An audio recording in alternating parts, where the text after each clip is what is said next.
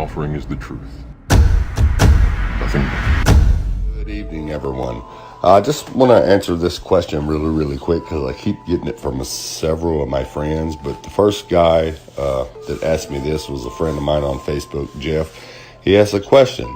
If the ice wall circles our entire flat plain, how can the elites possibly monitor every mile of the perimeter to keep anyone from getting access? Well, Jeff, and everybody else who's asking, that's really simple. I'm going to explain it to you guys really quick, okay? Check this out. Now, what you have to understand is this is a Royal Navy ice patrol ship. It's also an icebreaker. It can get through places no other ship can go, and even if it tried, it would be crushed into a million pieces, okay? This ship is designed to cut through the ice and come and find you. Now, the only way that this Royal Navy ship is going to come looking for you in the ice is if you make it past 60th parallel. And at the 60th parallel, you will be turned around by just your average Navy warship. Whether it's China, America, Russia, whatever country you are close to, when you get to that 60th parallel, that country's Navy is going to send a cruiser or a warship out to turn you around. They are the first line of defense. The final line of defense is this Royal Navy ship right here. Now, I'm just showing you one. I'm not going to take up a lot of time showing you each one of these icebreakers because there's an icebreaker for each territorial boundary of the 80th parallel, just as there's a warship for each territorial boundary of the 60th parallel. Okay, now let me help you understand that. On a so-called globe, this right here would be the 60th parallel south. And this is where the average Navy battleship will turn you around and tell you that you are in maritime waters.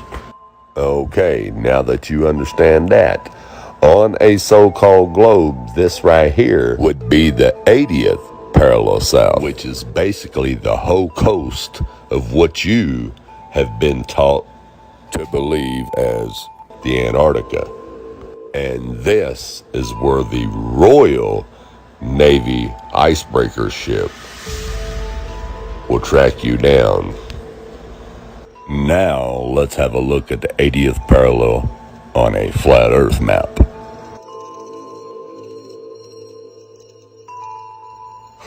Imagine that. The Antarctica turns into an ice wall. And look at that.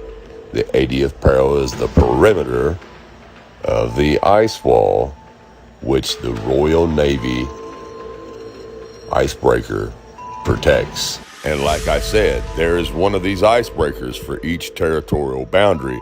I'm just showing you this one to give you an idea of how they patrol. Check him out.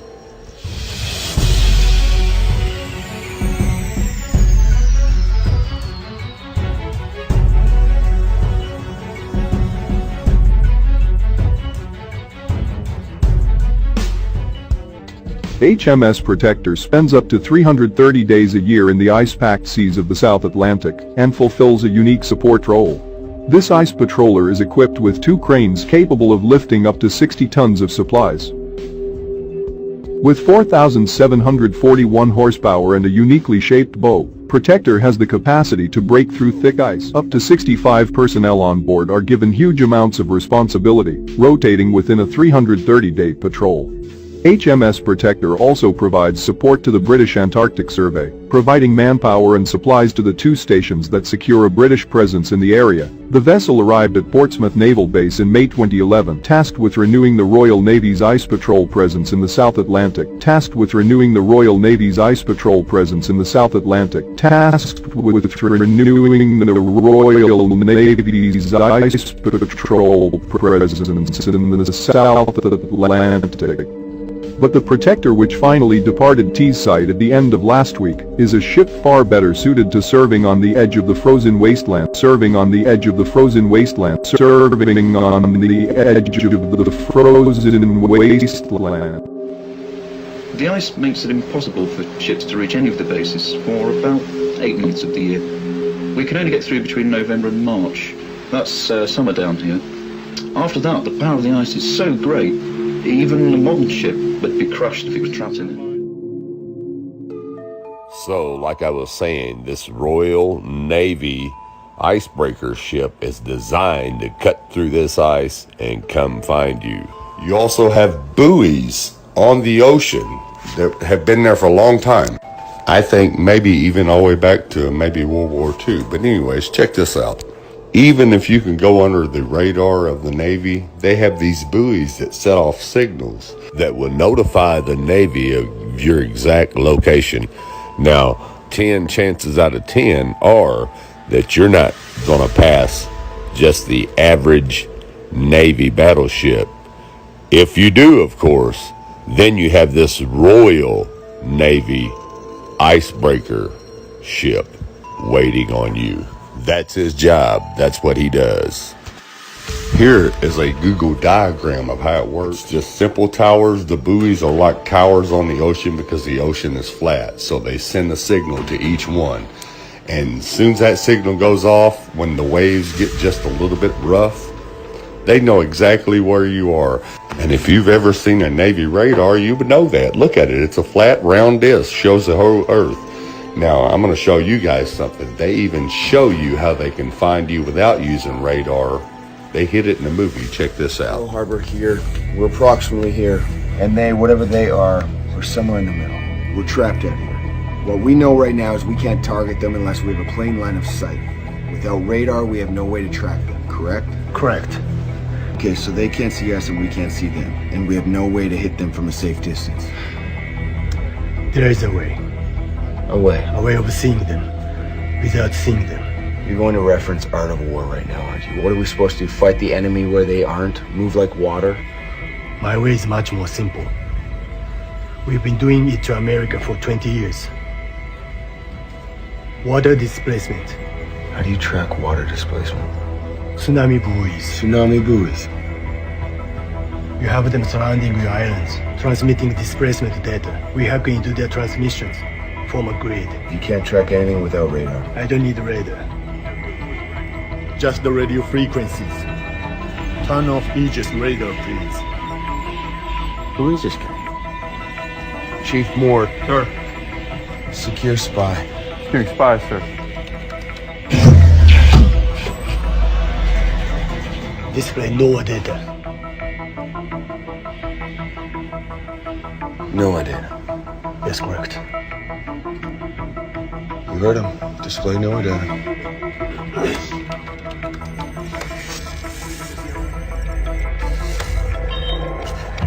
The hell is that? It's a buoy. If it gets hit by a wave, it transmits a signal.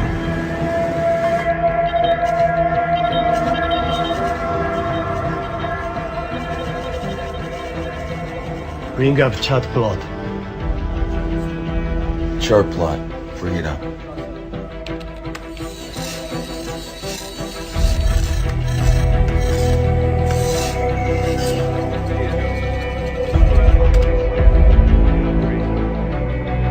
So we can track without radar. We would practice it as a contingency plan. Dirty, cheating, sneaky. Rough world. I like it. Captain.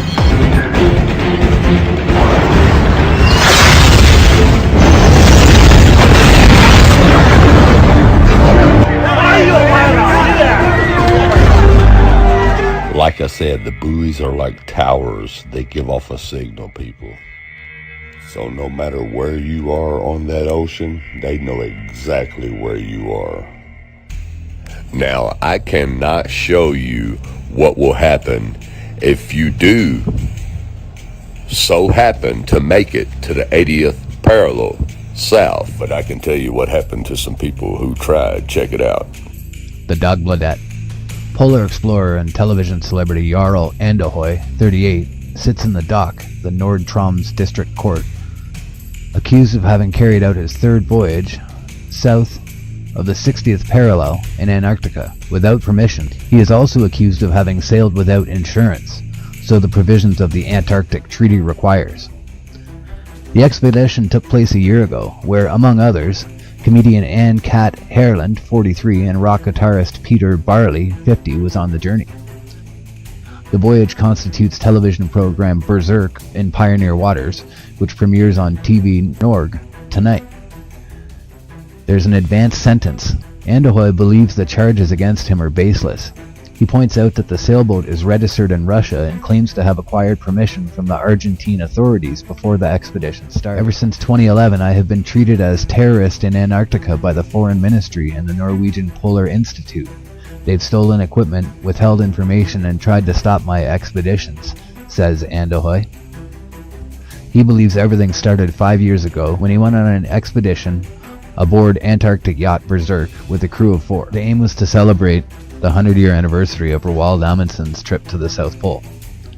The expedition ended dramatically when the sailboat disappeared in the Ross Sea. Andohoy was even on land, along with 18-year-old Samuel Massey at the time.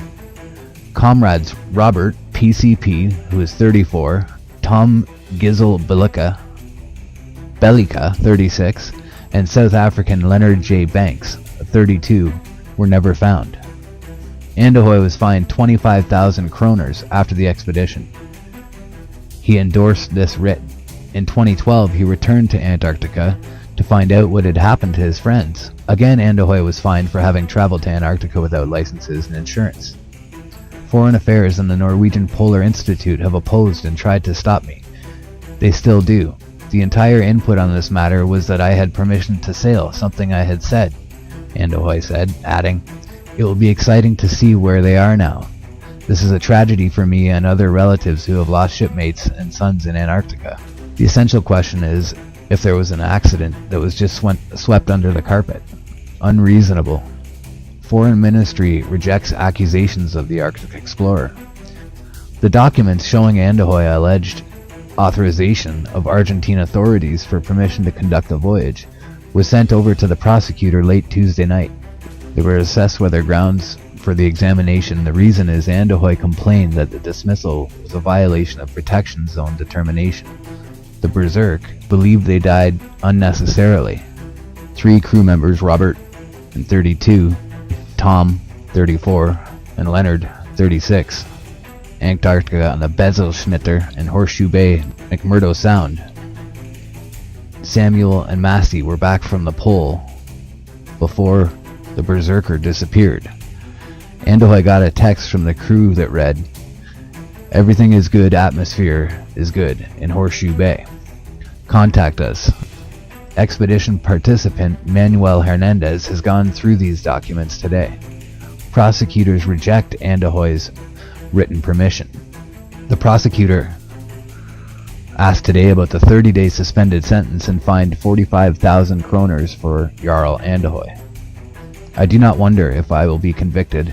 I am going to appeal all the way. I do not give up," says Andohoy. So they're calling him a terrorist for going to the Antarctic.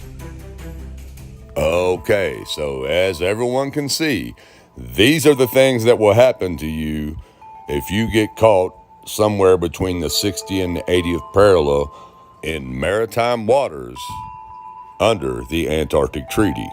We got boats disappearing, people getting killed, and this man right here got jailed and fined. Now think about that, people. Jailed and fined, boats disappearing, people getting killed, all because they're going over here to try to check out this big old snowy ice continent that supposedly don't nobody live on but some penguins. Think about that. Think about that. Now, I don't care whether you believe me or not. That's on you. I'm just telling you the facts. And I'll also leave a link to this story in the description. Anyways, let's move on. Now, let me show you what will happen if you make it to the 60th parallel south. And that is nowhere even near the ice wall. And these guys are nowhere near the 60th parallel. I'm just using this video as a demonstration to show you what happens when you enter maritime waters. And the 60th parallel is maritime waters, which falls under the Antarctic Treaty. He will yield.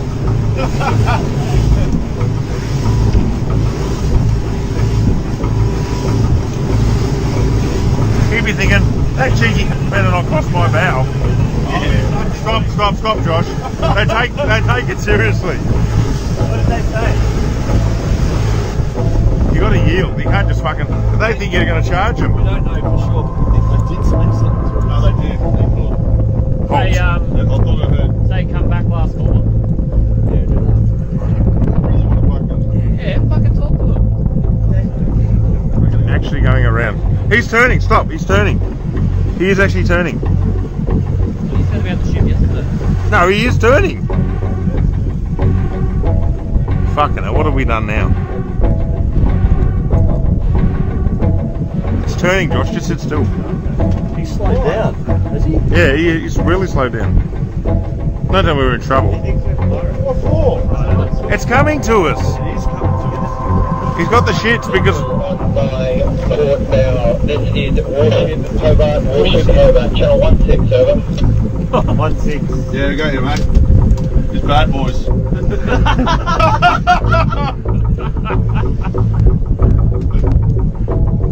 he come back? Gotta go channel 16.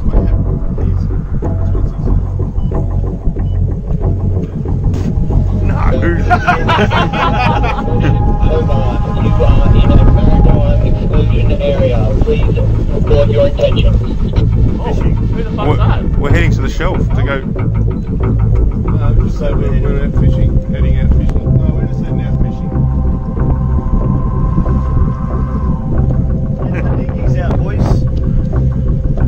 They get away from one Warship Hobart, you are operating.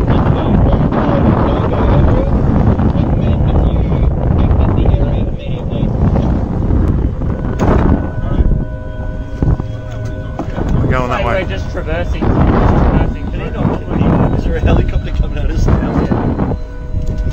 Are we late? I don't know. What Just travel, just go. Just go. You sent out the chopper. That's a drone. Is it?